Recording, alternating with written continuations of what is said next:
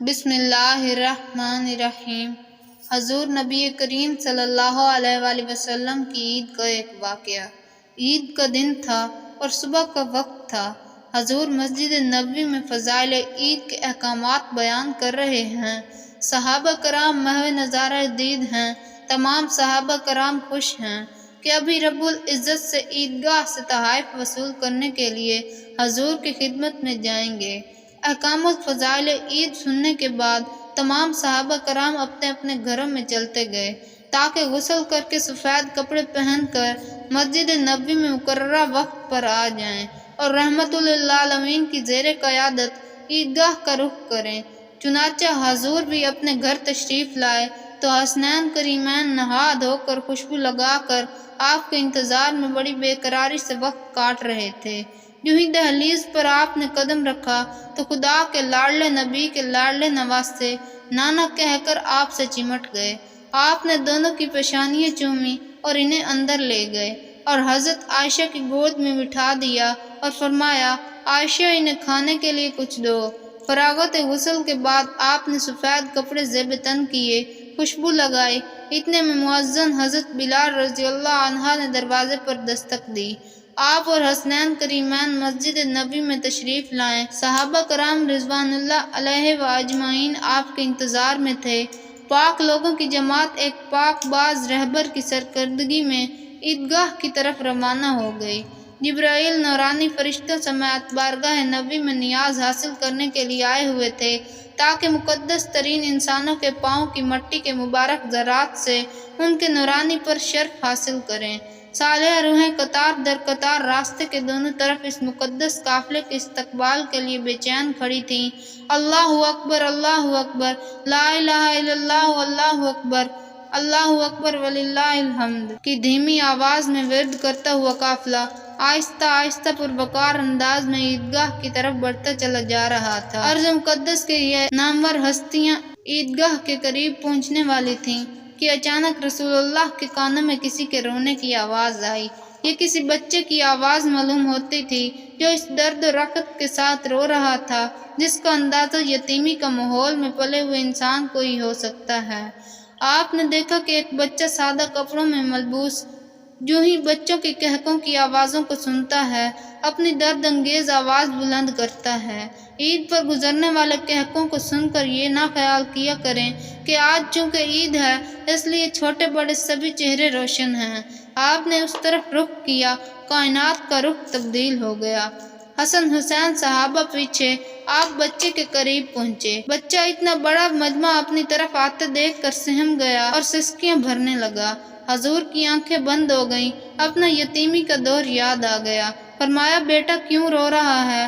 بچے نے غور سے آپ کی طرف دیکھا۔ اسے پہلی بار احساس ہوا کہ باپ جب اپنے لخت جگر کو بیٹا کہہ کر پکار رہا ہے تو اسے کتنا لطف آتا ہے۔ میں ایک یتیم ہوں، میرا تو باپ مر چکا ہے، ابھی بھی دنیا میں کوئی بیٹا کہہ کر پکارنے والا ہو سکتا ہے۔ اسے محسوس ہوا جیسے وہ رو کر بے ہوش ہو گیا ہے اور اس کے باپ کی روح اس سے ہم کلام ہے۔ بچے کی معصومیت نے بغیر کہے سب کچھ کہہ دیا۔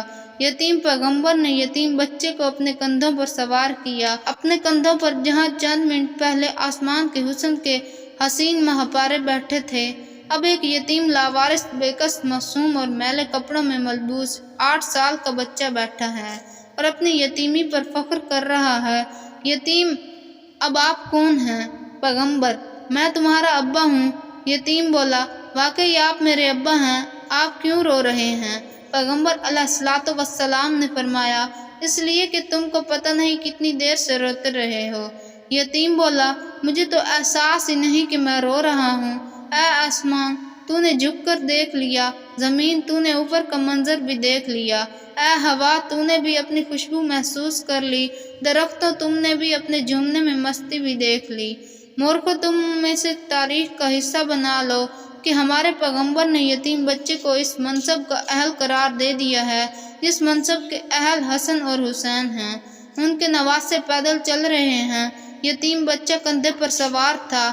پھر آپ کو پتہ ہے کہ وہ کہاں گئے؟ عیدگاہ کی طرف؟ نہیں، اسے تو اتنی دیر کندھوں پر سوار رہنا تھا جتنی دیر حسین رضی اللہ عنہ رہے تھے۔ वक्त की घड़ियों तुम अपनी रफ्तार मध्यम कर लो, निज़ाम कायनात तुम रुक जाओ, सूरज तुम अपनी रफ्तार नरम कर लो। जब इस यतीम की ईद न होगी, पैगंबर की ईद न होगी। हजूर अकरम सल्लल्लाहु अलैहि वसल्लम घर तशरीफ लाते हैं। हज़रत आयशा सिद्दीक़ा रज़ी अल्लाह अन्हा आपके अचानक आने पर हैरान हो जाती हैं और वजह पूछती हैं। आयशा, तुम औलाद से तड़पती थी, आज खुदा ने तुम्हारी आरज़ू पूरी कर दी। मेरी और सब मुसलमानों की ईद से पहले तुम्हारी ईद हो गई, अल्लाह ने तुम्हारी सुन ली। यतीम को आगे करते हुए फरमाया, मोहम्मद का पसंदीदा बेटा है। हज़रत आयशा सिद्दीक़ा रज़ी अल्लाह अन्हा मरहबा नबी कहकर बच्चे को गोद में लेकर चूम रही हैं। पैगंबर, आयशा इसका कोई अब्बा नहीं, मोहम्मद इसके अब्बा हैं, इसकी कोई माँ नहीं, तू इसकी माँ है। इसका कोई भी भाई नहीं, हसन और हुसैन इसके भाई हैं, इसकी कोई बहन नहीं, फातिमा उसकी बहन है। उठो आयशा, बच्चे को नहलाओ। हज़रत आयशा सिद्दीक़ा रज़ी अल्लाह अन्हा और हजूर अक़दस इस बच्चे को नहलाने में मसरूफ़ हैं। इतने में हज़रत फातिमा तो ज़हरा रज़ी अल्लाह अन्हा तशरीफ़ लाईं। आप खड़े हो जाते हैं और फरमाते हैं, बेटी मुझे याद है तुम कासिम और इब्राहिम भाइयों की मौत पर रोई थी। आज अल्लाह ने उनके बदले तुम्हें भाई दे दिया है। ये तुम्हारा छोटा भाई है, उसे नहला रहे हैं ताकि नहा धोकर साफ सुथरे कपड़े पहनकर हमारे साथ ईद पढ़ने जाए। फातिमा रज़ी अल्लाह अन्हा फरमाती हैं, मरहबा या नबी, ये कहकर पानी लेने चली जाती हैं। हजूर अकरम सल्लल्लाहु अलैहि वसल्लम अपने मुबारक हाथों से बच्चे के जिस्म पर लगी मैल उतार रहे हैं। जन्नत की औरतों की सरदार फातिमा तो ज़हरा रज़ी अल्लाह अन्हा अपने हाथों से भाई के मासूम बदन पर पानी डाल रही हैं। हसनैन करीमैन अपने कपड़ों में भाई के लिए अच्छे से अच्छे जोड़े का इंतखाब कर रहे हैं। गोया घर का हर फर्द हकीकी तौर पर ईद यतीम से लुत्फ़अंदोज़ हो रहा है। मोहतरम अजीज़ दोस्तों, ईद आने वाली है। हमारे इर्द गिर्द कितने यतीम बच्चे होंगे जिनकी ईद यूं ही गुजर जाती है, बगैर अच्छे कपड़े पहने, बगैर जूते पहने और बगैर कुछ अच्छा खाए। बस हसरत भरी निगाहों से दूसरे बच्चों को देखते रहते हैं कि काश मैं भी अच्छे कपड़े पहनता, काश मैं भी अच्छे जूते पहनता, अच्छा खाना खाता, मैं भी दूसरे बच्चों की तरह अपने वालिद के साथ ईदगाह जाता, ईद की नमाज अदा करता। मोहतरम अजीज़ दोस्तों, अपने इर्द गिर्द नज़र रखिएगा। अगर आपके इर्द गिर्द यतीम मौजूद हैं, गरीबों के बच्चे मौजूद हैं, गरीब लोग मौजूद हैं, तो इस ईद में इनका साथ दें। हो सके तो उनके लिए कपड़ों का बंदोबस्त करें, उनके बच्चों के लिए जूतों का बंदोबस्त करें, उनके साथ इतनी इमदाद ज़रूर करें कि उस ईद में वो हमारे साथ हमारी खुशियों में शामिल हो जाएं। दोस्तों, अगर आपको वीडियो पसंद आई है तो वीडियो को लाइक कर दें, चैनल पर नए हैं तो चैनल को सब्सक्राइब कर दें। मिलते हैं किसी नेक्स्ट वीडियो में, तब तक के लिए अल्लाह हाफ़िज़।